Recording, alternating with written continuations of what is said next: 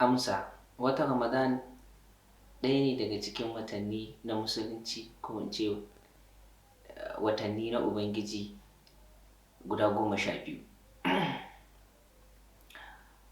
wanda Ubangiji ya farlanta ma bayinsa azumi a cikin wannan wata na Ramadan a kwanaki guda 29 ko guda 30, a yini tun daga fitowar alfijir har zuwa faɗawar rana, wanda mutum Ubangiji ya hana shi ci da sha da kuma mu'amala ta sha'awa, kamar yadda Ubangiji ya ce a cikin littafin shi mai tsarki: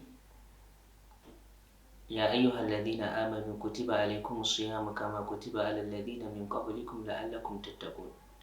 Lalle hakika ya ku mu'minai, Ubangiji ya wajabta muku azumi kamar yadda ya wajabta ma waɗanda suka gabace ku.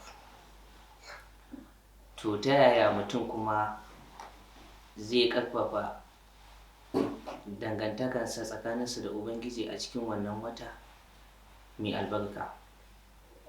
Akwai abubuwa da yawa da mutum zai ƙarfafa dangantakarsa tsakanin shi da Ubangiji a cikin wannan azumi, a cikin wannan wata mai albarka, amma za mu faɗo manya daga cikinsu.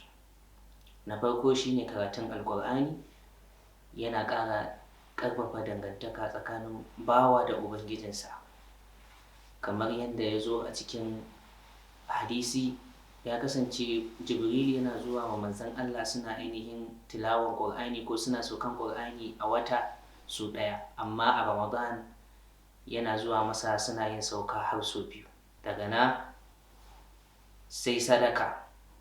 Ya kasance manzon Allah aka ce mai sadaka ne, kuma yana yin sadaka a wajen Ramadan, amma ya fi yin sadaka a cikin Ramadan sosai, kamar yadda ya ce: kana Rasulullahi sallallahu alaihi wasallam ajwadun nas wa ajwadu ma yakunu fi Ramadan.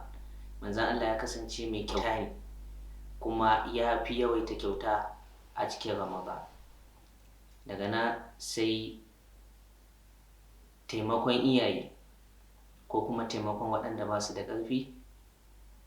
A cikin Ramadan Ubangiji yana ninninka lada, kamar yadda kuma yana ninninka zunubi. To da sauran abubuwa da mutum zai iya aikatawa, wanda in ya aikata su Ubangiji zai ba shi lada ko zai ninka masa. Sannan kuma akwai sallan dare ko a ce nafila, wanda idan mutum ya yi su Ubangiji zai ninninka mai lada, ko kuma zai ba shi lada mai yawa fiye da wanda yake yi a wajen Ramadan. Wannan shine ansan wannan tambaya.